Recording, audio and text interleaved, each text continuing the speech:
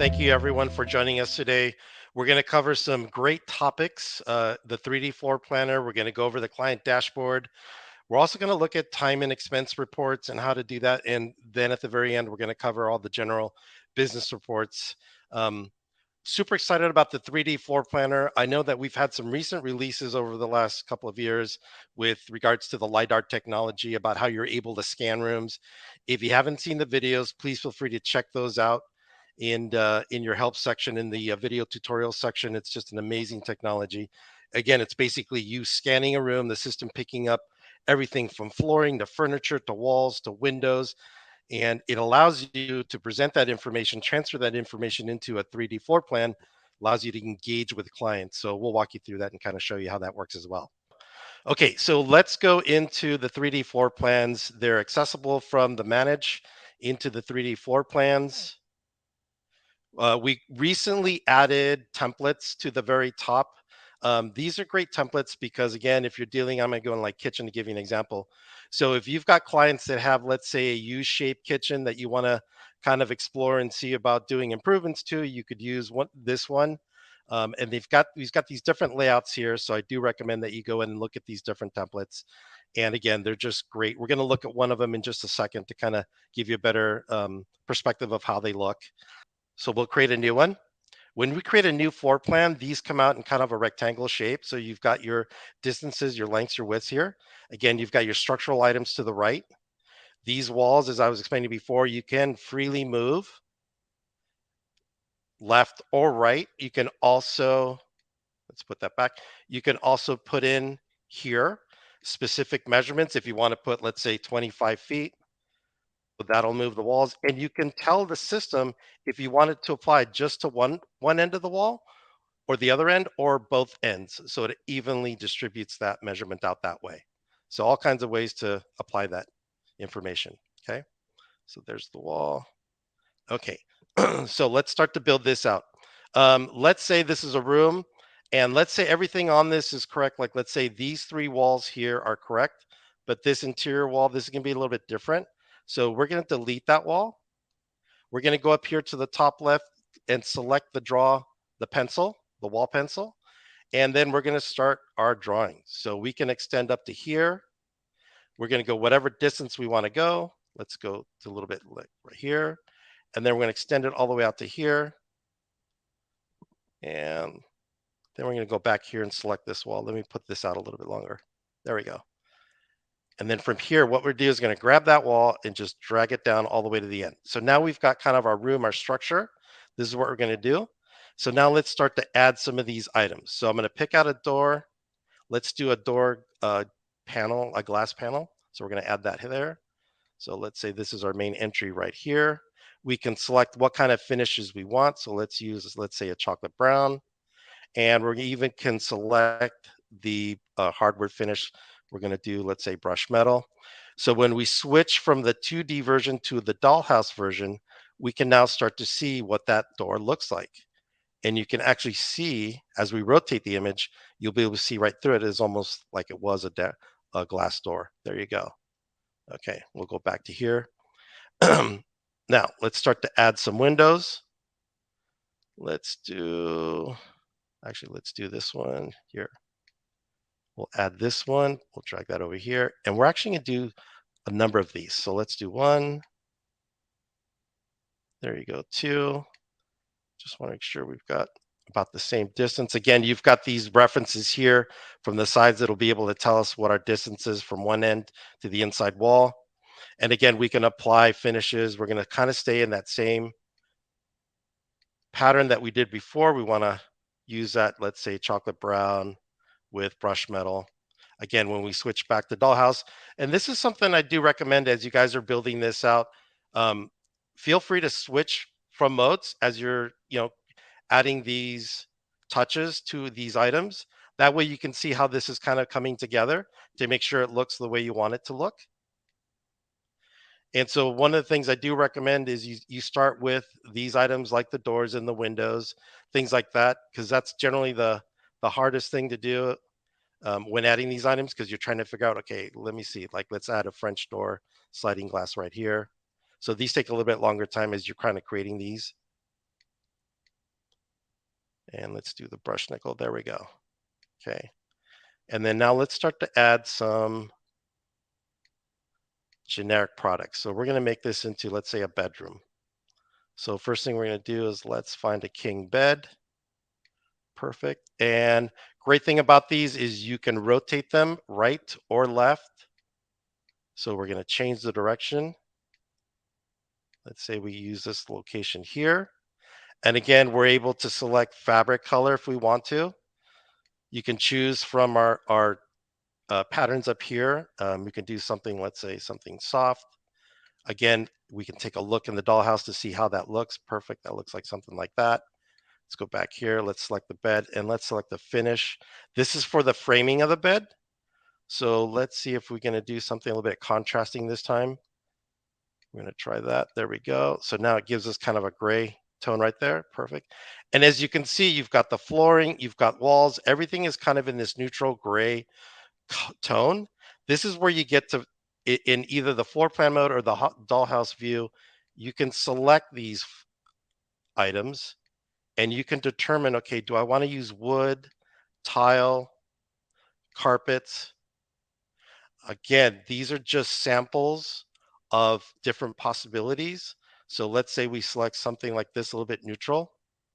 Um, this is great because when you're interacting with clients as you're doing this, you can be like, okay, so what do you guys think of this floor? Well, we were thinking something a little bit darker, got the, the dark tones, the light tones.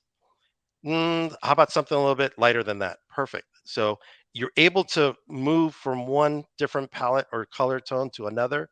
And that's great because now the clients will give you that feedback of what they think of the room as you're creating this. And again, a lot of this stuff you can do with the client there as you're designing all this. Walls, if you want to paint walls, and let's do that right now. Let's say you want to use multiple color or the same color for multiple walls. So you select one, you hold your shift key, you select another wall. And so basically we're determining the colors for all three of these walls. You're able to use or pick out between Benjamin Moore and Sherwin-Williams lines. And let's say we're going to stay in Benjamin Moore. And again, we're kind of getting idea, does this look like I want to present this to my client? So again, we're using kind of some very strong colors, and you're able to put this. Okay, so now we're going to go in here and we can start to fill this in a little bit more, add some more bedroom furniture. So let's see, let's add some dresser here. And the great thing about these items, again, you can customize these. A lot of these features you can, for example, let's take this to a 64-inch width. We're going to select the finish. Let's stay within that gray weathered. We want to select, let's say, brushed metal. Let's see how that looks, right? Okay, so now things are kind of starting to come together. And again, we're just a few minutes into this and we're just starting to create this. Let's do a nightstand. We're going to rotate this. And there we go. We can even start to, let's do that as well. We're going to add a little bit of a finish there. Let's do something a little bit different, see how that works. Okay. Again, there you go. So now we've got some black knobs in there. And let's change that as well. There you go. Okay. So now you guys kind of have a gist of how this works. One of the great things, again, if you want to add live products into the room, let's look for lighting. I'm going to use this one as an example. Let's say I use this light pendant. I'm going to hang it over here. I'm going to do 1, 2. You've got these great guides that'll give you better feel for like where they should be positioned, which is always nice. And then again, if we go back to this again, now you've got kind of this idea that you can share with your clients. And again, you can use this to kind of move this out, spread this out a little bit more, give it a better balance. There we go. And there we go. So now we've got kind of a better view of what that's going to look like as we're putting this together. Again, so you're creating this. If we want to do the walk-in view, I love this view because it takes you inside the room. It gives you a good idea of like how it's potentially going to feel once you're inside and you've added, the decor, the furniture pieces, the items. So it gives a homeowner a more realistic feel of what that concept's going to look like, which a lot of homeowners love. Once you're done creating your floor plan, don't forget up top here to the top left, you can name it. So we can put, let's say, master bedroom. There you go. You save that. You're able to share this information with your client. There's some number of different actions you can duplicate. Sometimes, if you're working on, let's say, bedrooms, you'll want to create maybe a duplicate of just the framing of the bedroom, and then you add the accents. So you may have option one, option two, option three. That's always great things to have. That way, you've got once you've designed the outside with the windows and the doors and everything, and the right shape and size, then you can duplicate it. And again, all you're doing is creating different scenarios, like different flooring scenarios and paint scenarios. That way you can present that to the client. And you're also able to print from here. One of the features that you may want to know about is you can save these items as a PDF. So down the road, if you ever want to use this for your takeoffs because the client like it to measure the kind of material you're going to use, then you could save that there and upload that as a PDF file to takeoffs if you guys have worked on that. Okay. And then we do have, we recently updated this and you can now upload your own PDF drawings on here so that we're able to make adjustments or changes to the floor plan. So whatever, if you've already created a floor plan and you've got it saved as a PDF, you can now upload the information so that you can add more items to it. So you can do that as well. Okay. So that's basically your floor plans. Do we have any questions, Cam?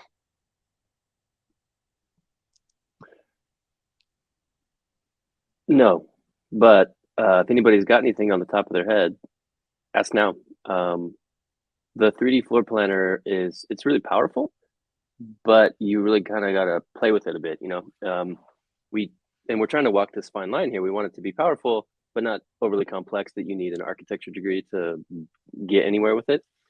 So if there's details you want to see or use cases you have in mind, bring it up. Let's ask about it. And that's a great point too. Is again, keep this in mind about the 3D floor planner. They're really designed to give you kind of a vehicle to be able to interact with the homeowner and show them kind of a concept of what you think based on the conversation you're having with them about the changes they want to make. You're able to make those changes on the fly and kind of give them some ideas, right? Or go back to the office and kind of work on some things where you can put together like a game plan and then present Right, that to the exactly. homeowner. So I think that's a great point. And one other thing too, I know there's a couple questions that came through. Up at the top, there are tutorials that you can always refer to. So anytime you want to kind of go over how these things work, hit on that replay tutorial. It'll walk you through kind of these sequences of like how to do this, how to do that. These are great tools on there that if you ever kind of feel like you get lost, again, like this is really what you want to try to create is these kinds of floor plans that have this kind of detail because that's where you can get the biggest bang for your buck in your interaction with the clients is when you have stuff like this. Don't necessarily worry too much about the detail of each of the items. Again, these are kind of examples of how you would transform the space that they currently have. So, Sandra, there's two questions in the Q&A box that we can probably cover before we move on. Do you want me to summarize them, or do you want to read them out loud? sure, go ahead. You can read them out loud. All right. Is there a way to attach a 3D floor plan to a customer's project yet, or do we still have to send them separate links to access those plans? I'm sorry, you were cutting in. Can you say that again? Yeah, is there a way to attach a 3D floor plan to a customer's project, or do you got to send them a separate link to access it? No, actually, we just incorporated what's called the room planner, and the room planner now is can also be specific to a client's folder. In the past, we had these as kind of independent features, but now we're tying them in directly to a client. In other words, a project. And I'm going to kind of go into that in just a second. Um, and so when you're sending this information, again, you can share it, and they're basically only going to be able to see kind of the shell version. They won't be able to edit anything. They're just going to see what you've put together in terms of a design. So they'll be able to see something like this or however you've built it out. Perfect. Thank you. Another question from Christy about when you create a floor plan, does it show up in the client's project or only under the Manage tab? Like, where does it go once you're done playing with it? Yes, that's a great question. And actually, we're going to look at that when we go into client dashboard. You can see it in the client dashboard as well. Again, you have the ability to share this information with your client. You can do it in one of two ways, either through the dashboard is one way. You can also copy a link and send them an email and say, here's a link to the 3D floor plan that I created for your room or for the rooms. There you go. So there's a number of ways that you can share this information, then they'll have access to it. Okay. Um, Was there any other questions regarding that we have anything? Let's see. Are we able to make half walls? Yes, you're able to make half walls. Great question. And now we've added in this section called wall partitions. So in wall partitions, you can basically determine what the wall size is. Again, you're creating a wall. So let me give you an example. So let's go into here. There we go. So we're going to add a wall. So let's take, whoops, we're going to take the wall here. And let's say we're going to add it. And we'll just add it arbitrarily here.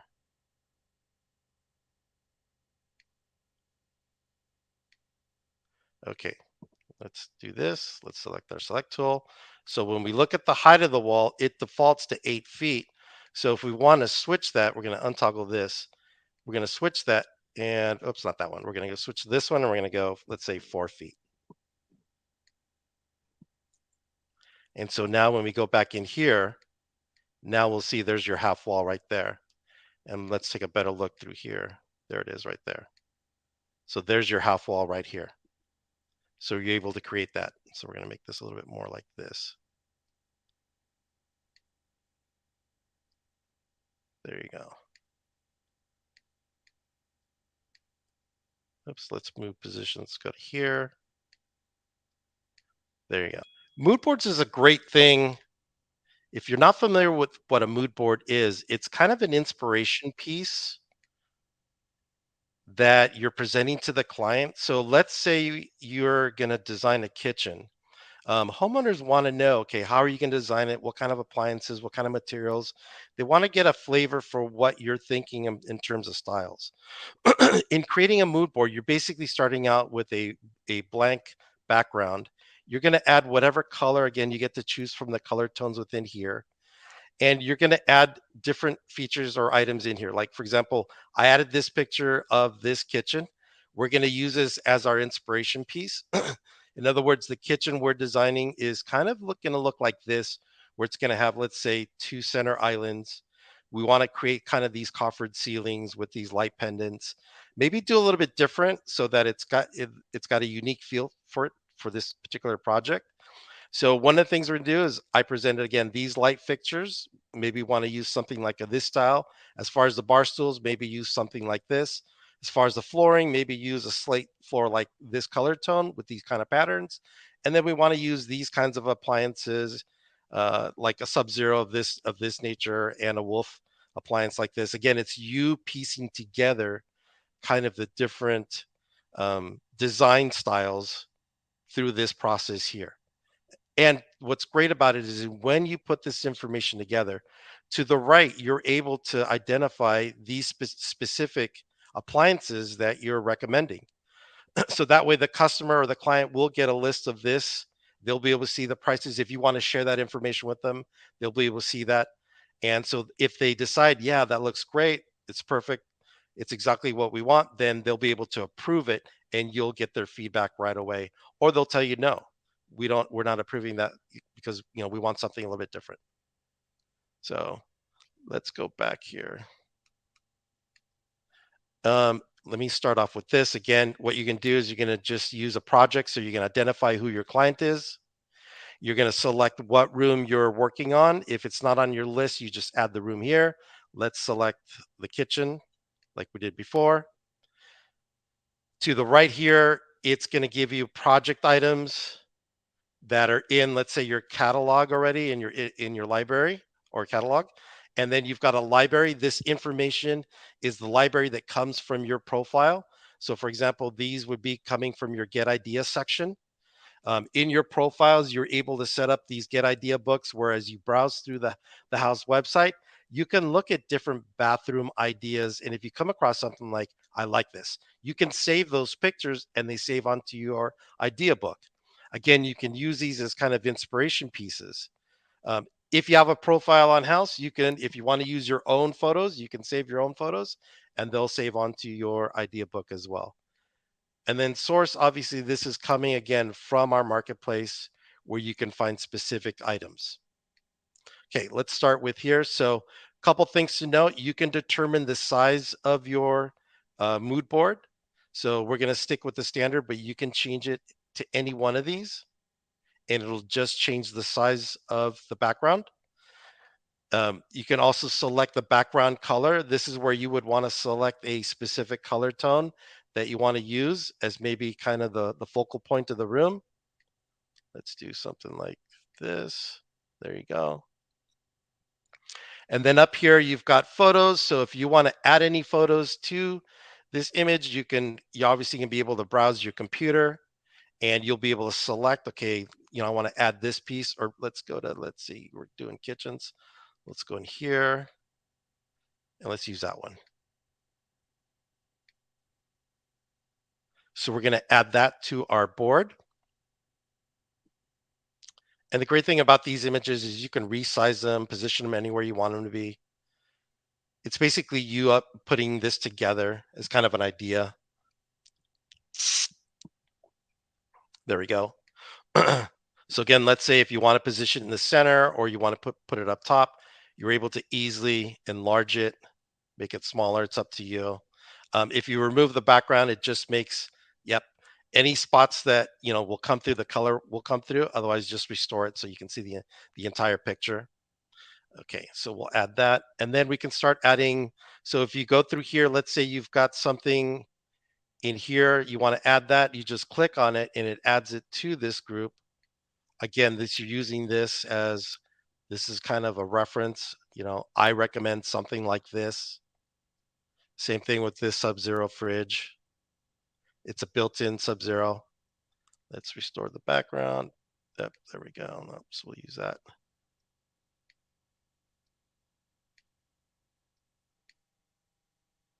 Okay, so you can position them anywhere. And then again, we're just going to keep kind of in this tone here. We'll add the flooring. And the neat thing about this, let's restore the background. There we go. You can, so see how they kind of go above the pictures? You can send them back so that they're behind the pictures and they don't interfere. There you go. That way you can just see kind of a reference to them.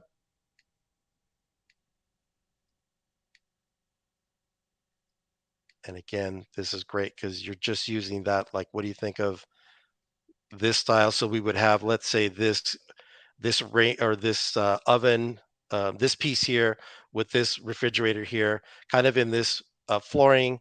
We'll use this as our main color of the walls, and we'll try to create some accent so we can incorporate some accents to this. So let's go to the source. So we can do, let's say, tile.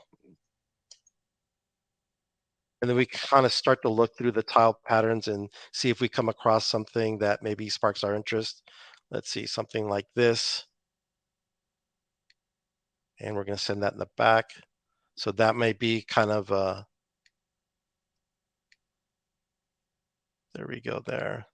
So this we just may use as kind of a backdrop to, let's say, in the kitchen area, in this part of the area, we'll use that as in the backsplash. So things like that. So you can put these together. You can also add text to this information.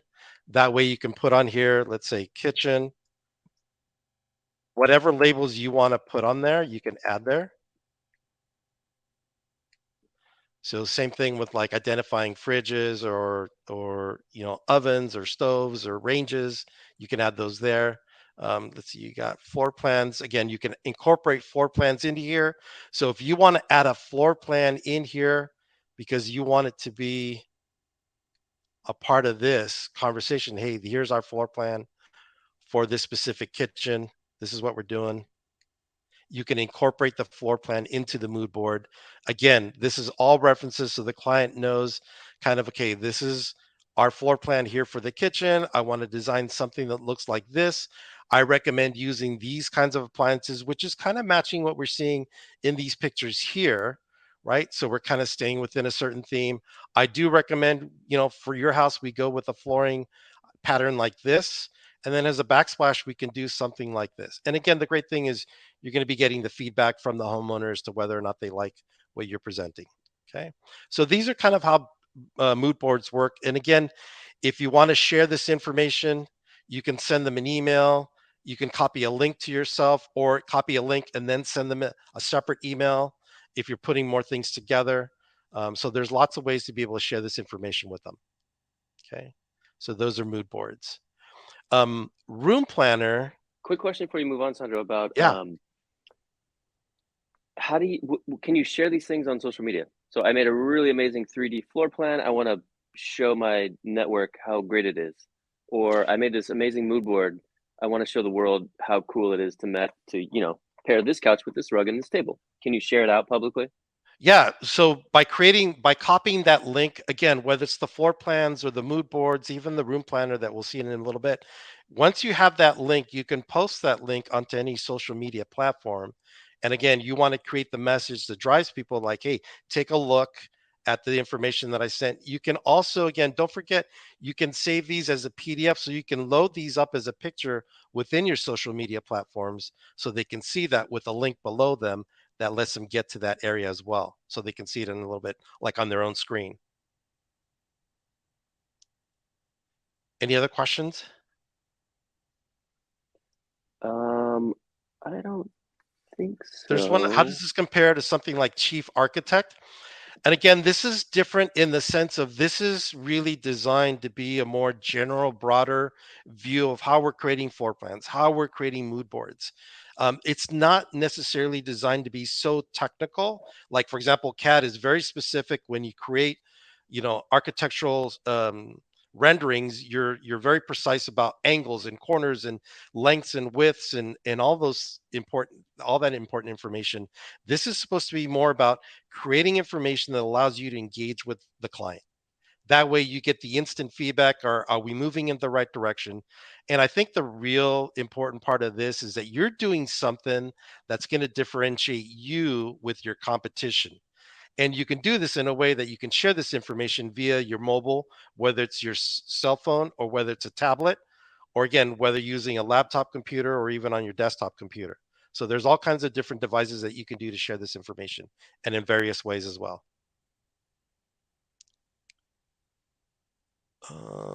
Let me look through here. Do you see any other questions, Cam?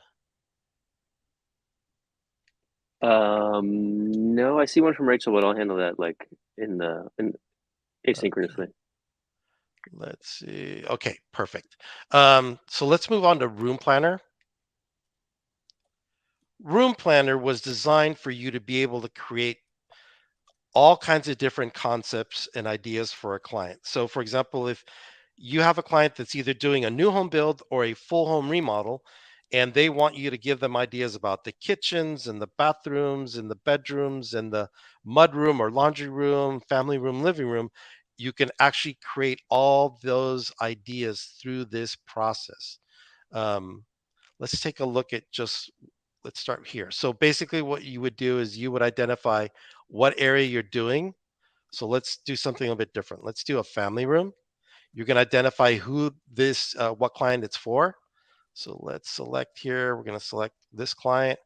And as an assignee from your team, you can either select yourself or one of your other team members to kind of be the leader on this. Let's say I select myself. So now it says, okay, it gives me all these options. Do I want to create a mood board? Do I want to upload images? Do I want to kind of put together a product list? Or maybe I want to create a 3D floor plan. So let's say in this particular case, I'm going to create a mood board. And so now I start to present information. Let's see, create a mood board. And I'm going to go through the same process that I did before, which is I start to look for the background information. I piece that together. The other way was if I wanted to let's go back to that real quickly.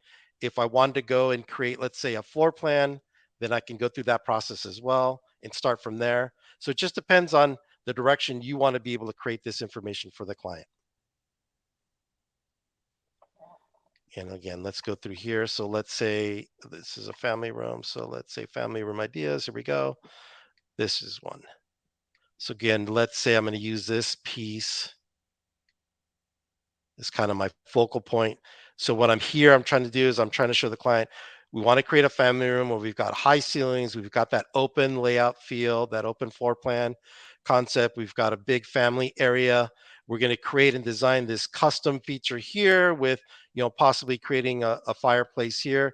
So we want to do custom entertainment center. Again, so this is kind of the focal point, and they get a better idea of what your vision is of how you want to create that family room. And again, we use our pictures. So now we can determine what kind of background in here that we want to do. Let's say we go in this tone.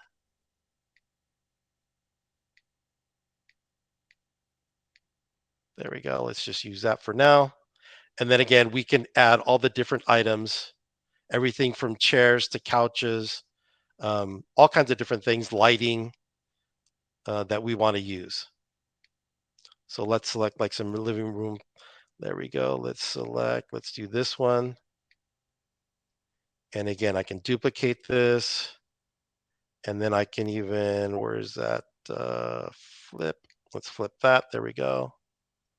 So now it makes more sense. There we go. We'll use that one. And then let's see, do we have a coffee table? Let's do that one. So let's do something like this. Again, so that kind of again gives them a sense of like, this is our inspiration. We want to create kind of this feel using this kind of furniture, these kind of ideas. And again, you're just going through the process of putting these things together, all kinds of different Hey, features. Bless you. excuse me. Sorry. Of course, I unmute right when I'm about to sneeze. There's three questions I want to cover here before you move on, Sandro. From Yeah. Tina, is this PowerPoint based? Can we upload any images on our computer? Yes. So long as they're like, um, yeah, images. I was trying to think of what the extension is. JPEG PNG, images. JPEG, Yeah, yeah. exactly.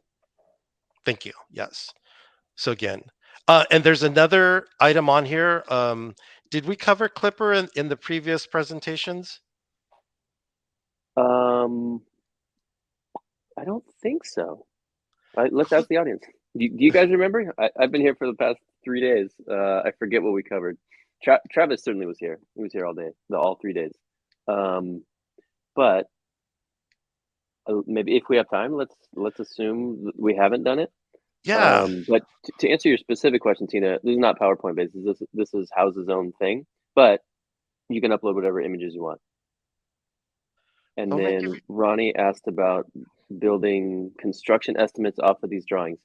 Yes, but it doesn't flow through automatically. The automatic linkages between 3D scanning into takeoff, 3D scanning into estimate, and all the other linkages, we're working on that this quarter and next quarter. It's a work in progress to stitch together all this stuff so that it flows together automatically. So you can certainly do it now. I can show you how. There's some help center articles about it. Our customer support team is available live via the chat bubble during U.S. business hours if you want some hand holding. Okay, this is an example of our Clipper function is a tool that we use that allows us to go on any external website and basically grab a product, bring down all its information, and then import that information into our house platform or your house software, where then you can use that specific product to incorporate into your floor plans, into your room planner, your mood boards, all that great stuff. And basically what you do is once the program has been installed as an extension in your program, you're going to activate the leaf. You're going to activate this magic finger up here. And then you go and select, let's say, the picture of the product. It automatically uploads the product here. And you can actually choose up to 5 pictures. So you can add other pictures here that you can also share with the client as you're doing this. And then you start going through the information and you go, okay, here's the information on, let's say, pricing. Let's start with this. This is called the product title. This one is called, that would be, let's say, the cost. Actually, that's, yeah, we'll do this one as the MSRP here. That's your MSRP. And then we can also do, let's say, this information here. That's going to be your client description. So as I'm doing all this, it's importing all this information. When I put in their costs, so for example, a company like Restoration Hardware, if you're a member, this is the price you would pay. This is the retail price of what the public's going to pay. So you could go into here and create the markup. The system already recognizes that you already put in this MSRP up here. And so now it sees that this is what the client's paying. So if you wanted to charge the client this retail price, this is what you would stand to gain. So that would be your profit. So you just set that in there like that. And then we can select categories and say like, let's say furniture.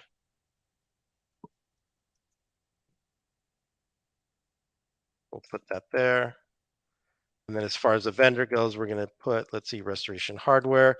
In other words, you're just going to fill out as much information as possible. A lot of it you'll get from here. Even the specs that they provide you on the item, you can also upload to this information here. So once you have everything, you just say, okay, save that to house. So now the item is saved to your house folder. It's in your library. Because the screen sharing is taking a little bit longer to save. So when we go back in here, if we look at, it should be in our, let's see if it's in here. Nothing in there yet.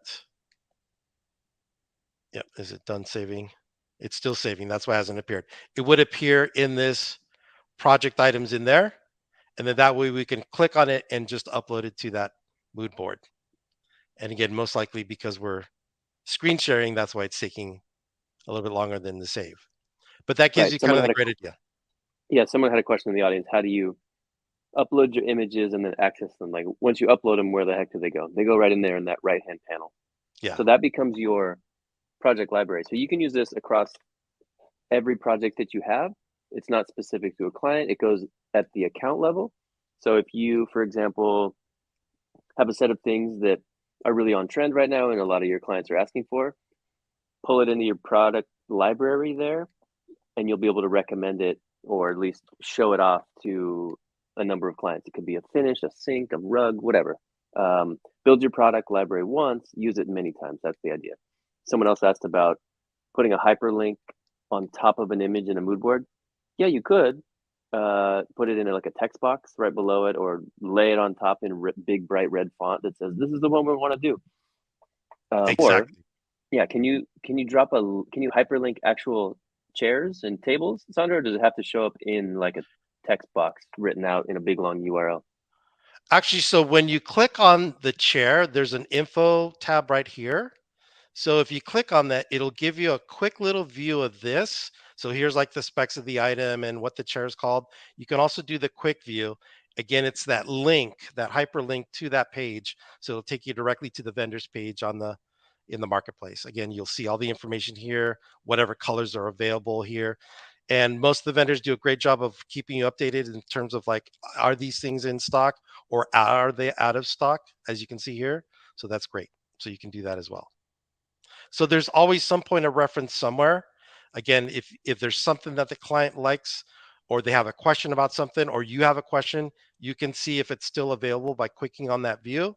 And you can also see, so if you're going to go into a presentation, like for example, like let's say on an area rug like this, as you're talking to the client, you can let them know, hey, by the way, this comes in an assortment of different sizes. And so just depending on how big we want to go, or if we want to go to medium size, we'll just have to, figure that out kind of thing. But you'll know based on this list before you go into the meeting, like its availability and what are the options.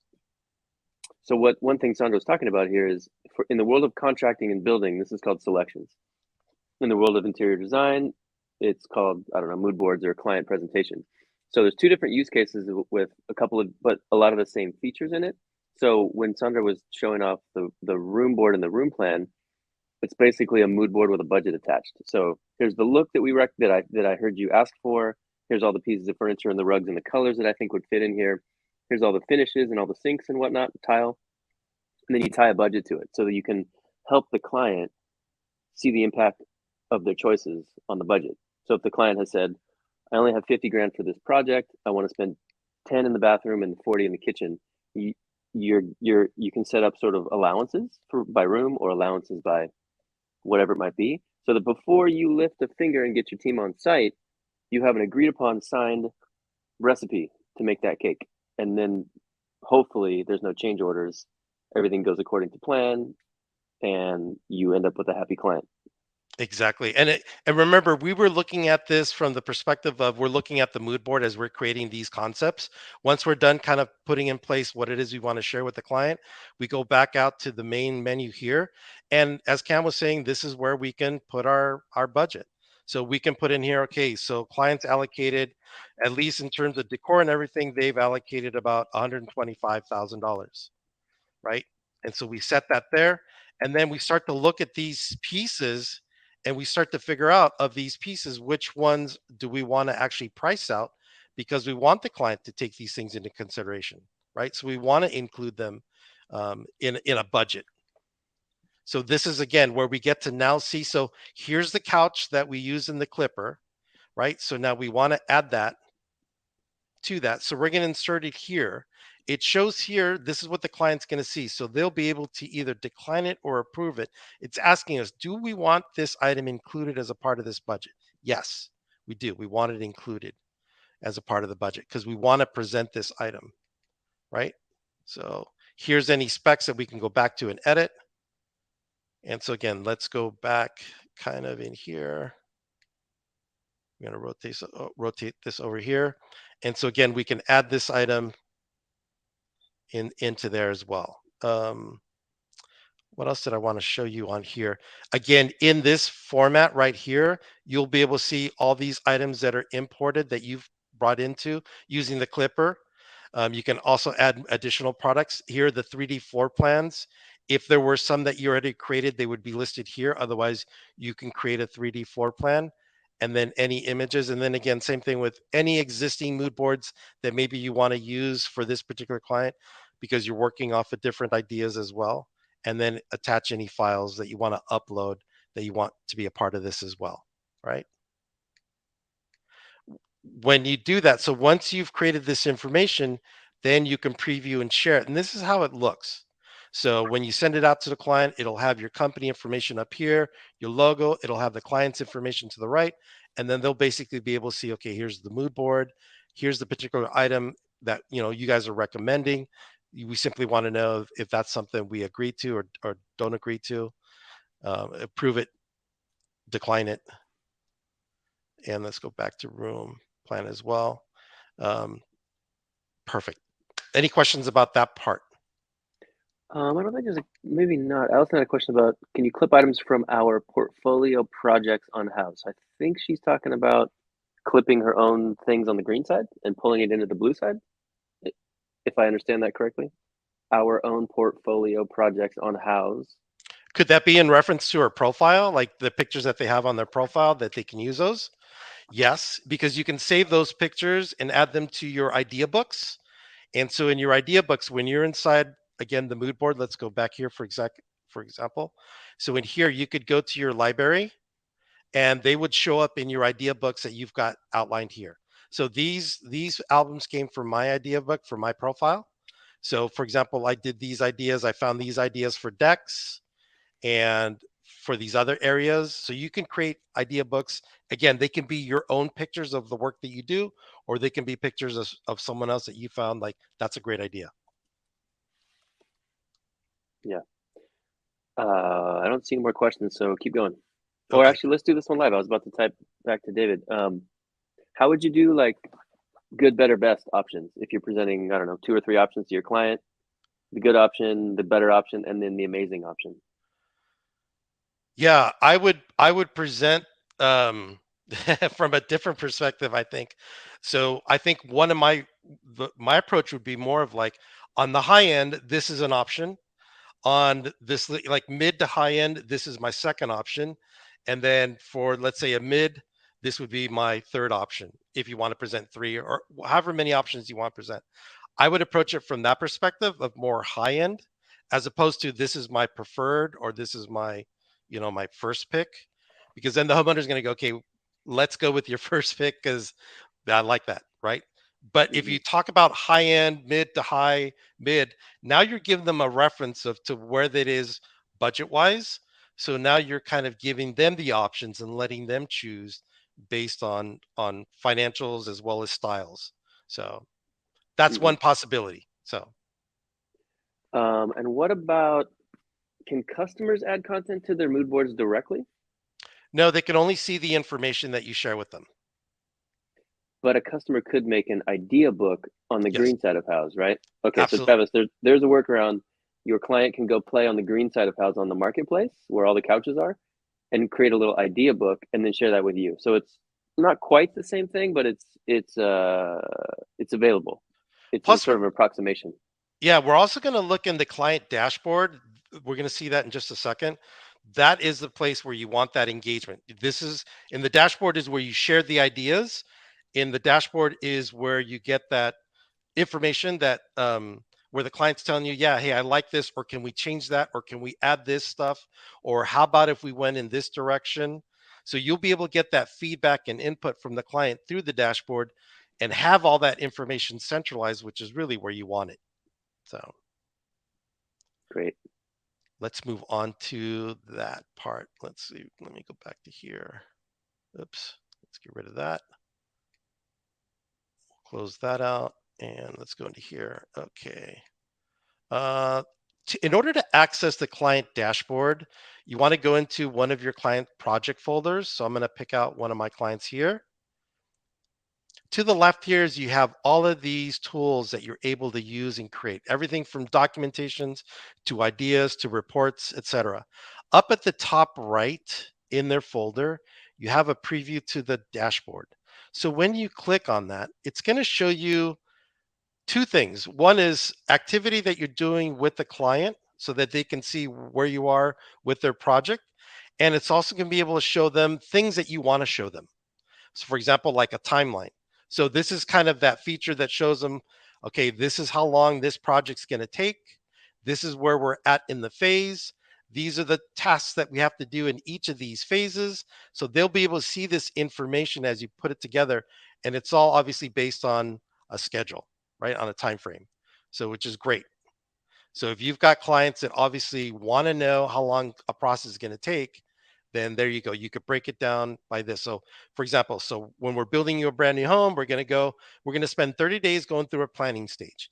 In that planning stage, we're going to spend X amount of days determining the building specs. So we know exactly what it is that we're building: bedrooms, bathrooms, square footage, what rooms are important, what important features do you have to have in your home.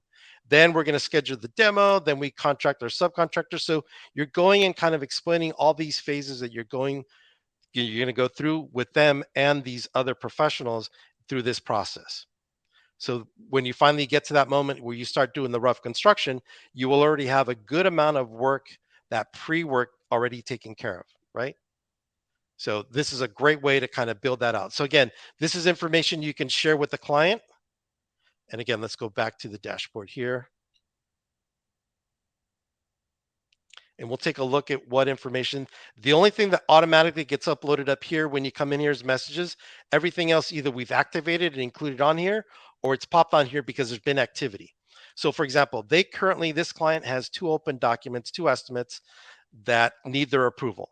So this one is due by May the uh, May the 2nd, which was already, it's past due. And this one was from last year that's due. The client can approve here. They'll be also be able to see, let's say in this case, we created a room plan. So here's the mood board. If they want to see everything created, they'll be able to click on all.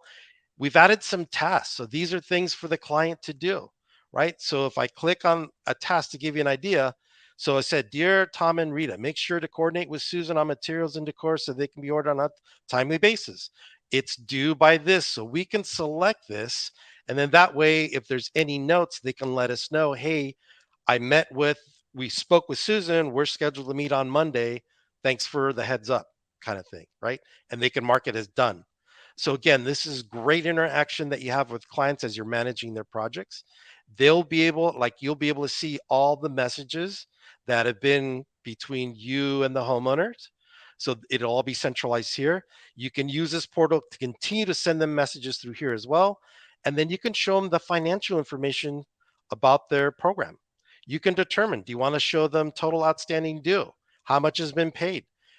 Do they have a retainer balance? Is there an available credit? So if you're not using either of these two, toggle them off. If at any point these become active that you need them for any reason, then you just activate them and turn them on. When you share this information, you can either send them an email. We've got a little kind of message here, a preloaded message here. You can customize this message, add a personal flavor to it if you want. You can CC a designer or a family member, anybody else that you want to include on this conversation. You can also use this as a link and make sure the link tab is, or this is activated. So all you do again is copy the link and you can send that on an email to them and say, here's a link to your client dashboard, take a look at it. So, but generally I would prefer sending an email to them. You can also send a copy to yourself if you need to, but that's kind of a little redundant because you have access to all this information. So this would just be to confirm that you actually sent it. And again, they have access to all this information here, so they can specifically look at any one of these items here. I love the dashboard. I think it's just such a great way of engaging with clients and keeping up to speed on where you are with the progress of their project. I think the one challenge for all contractors is you have a limited amount of time during the day where you have to talk to current clients, you have to talk to prospective clients, you have to deal with subs and vendors and other people, team members, things like that. This is a great way for you and your team to kind of update your existing clients so that they stay in on the loop on communication. And again, they're able to send you feedback if something needs to be done or if they came up with another idea or if they want to schedule a meeting.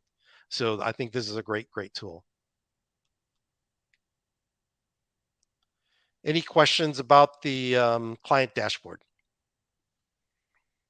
I don't see any, but for speak now or forever hold your peace. I know, for example, as a homeowner, I appreciate when when I'm getting work done in my house, if I can see all of it in a web browser or in a single place, not have to dig through my inbox or my text messages. If I can see it in one place with a big button that says "Pay online right now," I'm gonna pay online right now and just get it done. So your clients already want to pay online. They pay you. Everyone pays for everything on their phone. Um, they want to do it. So if you can give them one single place to go find information, you'll be a happier contractor, builder, designer because they won't be calling you, texting you, and emailing you at all hours of the weekend. If you have clients that are very much like they want to be very involved in your process, this is a great way to keep them involved without them occupying so much of your telephone time or your face to face time. It is a very engaging platform that allows them again to interact with you on ideas or things that they can see on where your progress is with things. Again, I think that timeline is such a great feature because it keeps you the contractor. This is what kind of separates you from everyone else, where you're able to say, okay, I've got a schedule, this is how I work.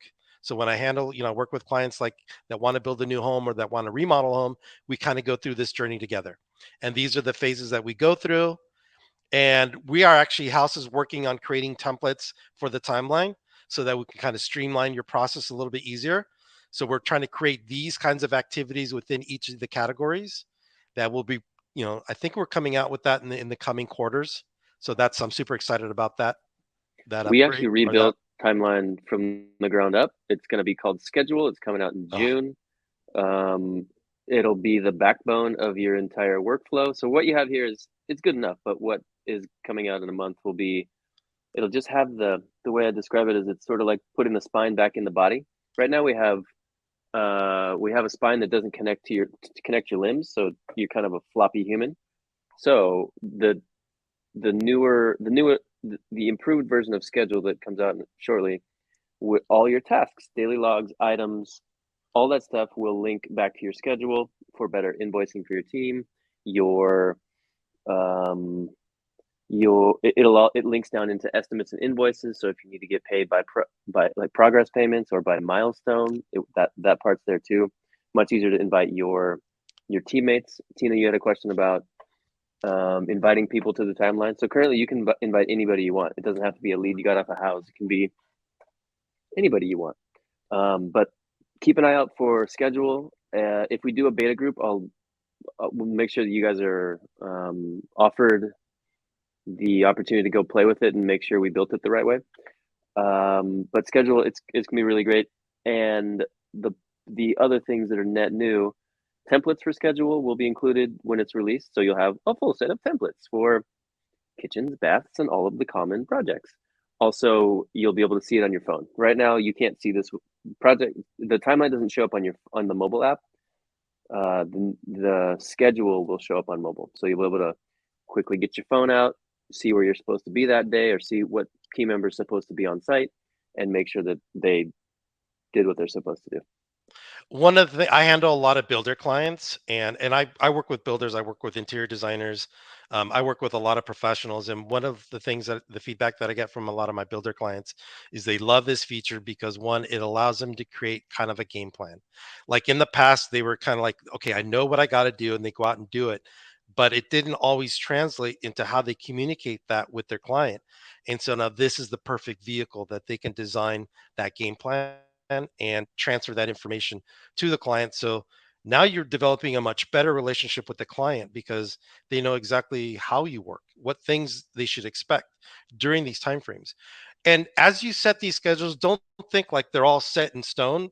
So once you set them in, you've got to be done by this date, by that date.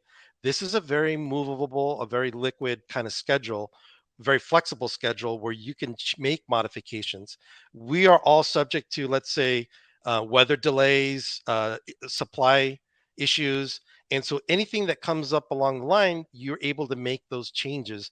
The important thing is when you make the changes as you're making them, your client gets notified.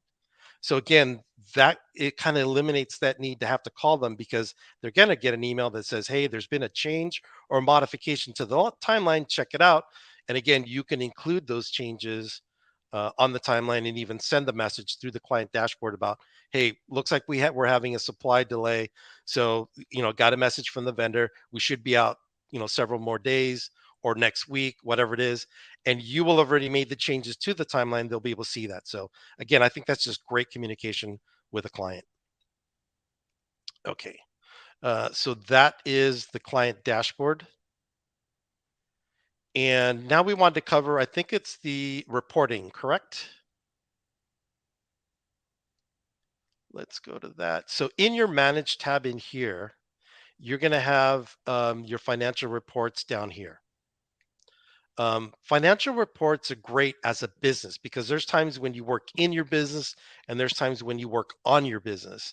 And this is one of those times where you want to get a good idea of you can generate, let's say, payment reports. So you know exactly, with all the outstanding projects that you have, you'll know how much is already come in, how much you have to collect, and then what's outstanding that you have to pay for. So this gives you a very clear picture of how you're going to run your business from an income perspective as well as from an expense perspective. So you'll be able to see all that information. You can search using the dates. So you can say, let's say from the beginning of the year to today's date, I want to know, exactly where we're at. So let's say here we go, January of this year to present. Show me a report of everything that's happened. And so it updates that information. So you have very realistic numbers here on expenses, on income, on revenues, on profit margins, things like that. All the important things that you need to do to be able to gauge your business. Um, and you can even select all the different kinds of payment types. So whether it's clients that paid you online through the online payment system, or whether they were, let's say, giving you a check or paying you in cash, or maybe using another form of payment.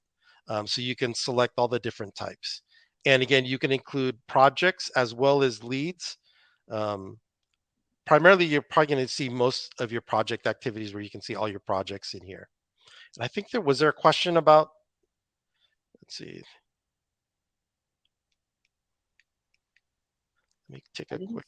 see a question. Oh, there's a new question. I thought I saw a question. Oh, it was just Ronnie responding about AI. Okay. So we can take a detour down AI lane at the end, and I'll share with you all our thinking on it and what we're planning on experimenting with. So keep going, Sandro. Perfect. Okay, let's go back to reports. And again, so this will be payments. We can also look at the different kind of transaction reports here, which is great. Again, this will give you information. We can specify from what date to what date. So during a certain given period of time, this is how much we've billed for. This is the outstanding amount that's, the balance of all that. And then what do we have programmed in terms of payments? So this is great to give us like, okay, so there's a little bit of a gap here, which means that we've got some invoices that don't have scheduled payments that we need to get on that and make sure that these guys have scheduled payments for, because we want to make sure that we're getting paid for all the work that we're doing, right? And then you can even see like how much was proposed, and of that amount, how much was approved. So I have very nice clients that approve everything, which is great. And so you can see again all the information here for each and every one of the transactions or clients. Excuse me. So this is great. Um, let's take a look as well as like on outgoing transactions. Again, just another way of seeing what expenses are going out. So what are we paying, certain vendors, and so what's outstanding. And because one thing is we're paying our vendors to supply us with materials, and obviously we're trying to recover those expenses by charging the client to cover those expenses and hopefully have a profit with that as well. So again, these are reports that you should be looking at on a regular basis to make sure that your business is going on track, especially when things are really great and there's a lot of business. That's the one period where you really have to cross the T's and dot the I's about your reports. I mean, you really want to be able to manage your business carefully to make sure that everything is working as it should be. You're also able to determine if you've got a team members, like a group of teams that work for you, and they're responsible for producing revenue. You want to know how are they doing. So you'll be able to print out reports based on what their activity is and what things are still outstanding and to cover what items that are still outstanding. So you'll get a great feedback on all that information. And also time billing by project. So if there's any case where you bill a client based on a project, let's say for like getting permits or submitting plans to the county where you bill them an hourly rate, then again, this is a great report to give you an idea of where you are with those that billable information. And then here to the left is you'll be able to see all your estimate informations. So this is more of kind of an overview of estimates, invoices, change orders. You can basically see all the documentation associated with each of those categories. So, and then you can see the status of each one. So you'll know which one is paid, which one is invoiced, what's a draft that needs to either be approved or we need to remove that, right? Okay, so that's basically reporting in of a nutshell. And I think there was time and expenses. Were we covering time and expenses as well?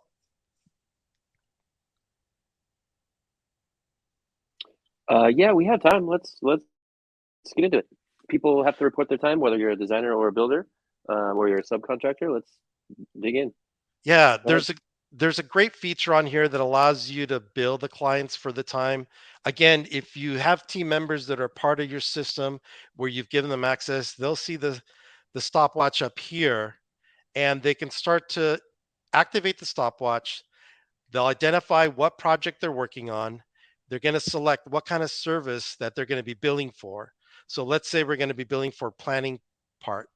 You'll be able to put the hourly rate, whether it's a taxable or billable amount, and then you can put the description of, let's say it's again submitting floor plans to the county.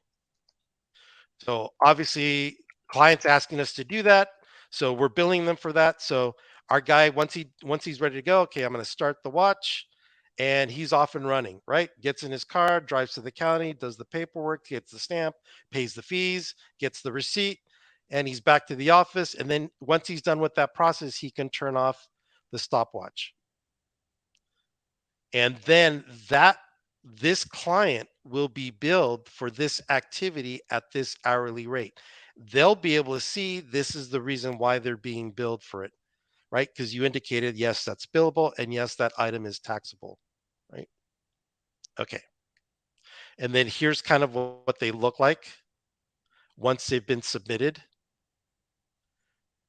Again, you'll be able to see that information on here. Oh, I think this one was closed. Let's go back to time and expenses. Yeah, we already did that. Okay, perfect. Okay, so that's how time and expenses works. Any questions about that?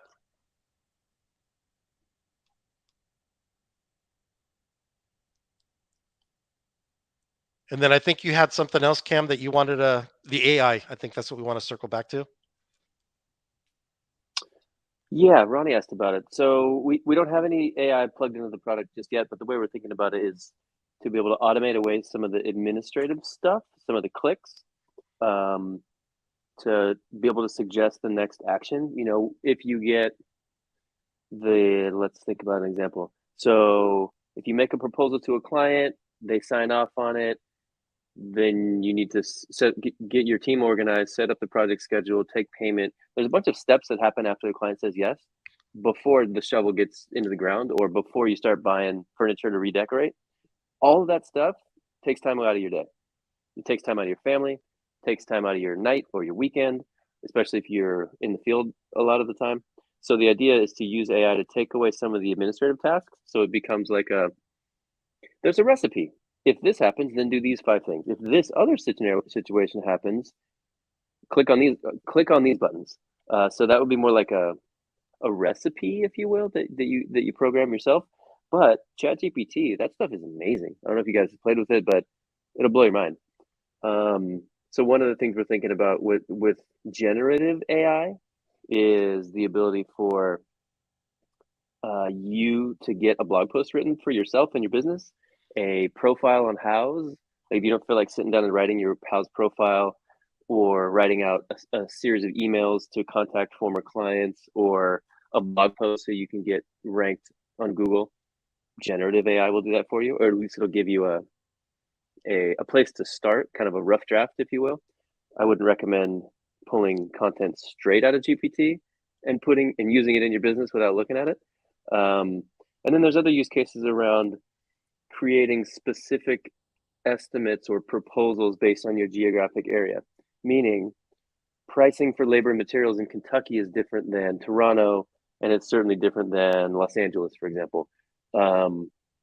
These tools will now allow you, or the tool will figure out where you are, figure out where your client is. It'll look at what you're doing. You're making an estimate for a kitchen and a bath and a second story, and give you more or less ballpark figures, and just plug it right in, or confirm with you, hey, does this look right? I'm gonna put this in for you. So we certainly want to incorporate AI into our tool set, but it has to be valuable. It can't just be noisy and flashy and cost you more time. The whole point is that it takes clicks away, takes time away, so that you can go be with your clients. That's what you all want to do. Yeah, and the other thing I want to mention too is I'm super excited about the direction that the company's heading in. We do an amazing job of updating the software. We really love the feedback that we get from our professionals. It's what kind of lets us know, are we heading in the right direction with the features that we have. The Houzz Pro software has so many tools to it, and it is a lot. That's why we want to break these 3 days down into these different segments, because they do cover so much territory within the software.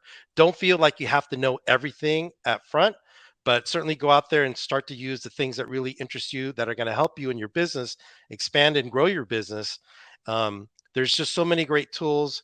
Uh, If you have questions about any of the features that we talked about either today or in the last 3 days, feel free to reach out to your client onboarding specialist or your client success manager and just ask them, hey, have some questions about how to do this and how to do that. And they'll guide you in the right direction. Absolutely will help you get more information, or at least go through something again. So Exactly. I'll handle the last 2 questions in the chat, and then we'll end it for the day, unless anybody has other questions here. So David wanted to know about job costing coming to reports. We are rebuilding the payments reports right now, and so Q2 and Q3, we are adding more reports. The end state here will take a little bit longer, but we want to offer full budgeting. You guys all have a profit and loss spreadsheet. It's probably off to the side, not in Houzz Pro, or maybe it's in QuickBooks. We want to give you full budget transparency so you can actually run your cash flow and your profit and loss reporting inside of Houzz Pro. So that's the end state when we'll get there over the next couple of quarters. Yes, Allison, these are recorded. We'll send them out later. David also had a question about website developer improvements. I think what you mean is the website that we build for you. So if you are on the essential plan or the ultimate plan, we'll build you a website. We'll do it for you. I think that's what you're asking about, David. And that's like professional services. We'll build you the website, whatever you want it to be. And that's there's not a ton of additional features coming there. Oh, sorry. Maybe you could clarify what you mean by website development, and then we'll take it from there.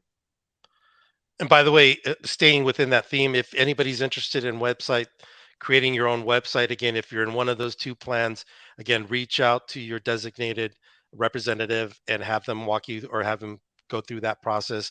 We've got so many great templates. What I love about our websites is they are directly connected to your profile.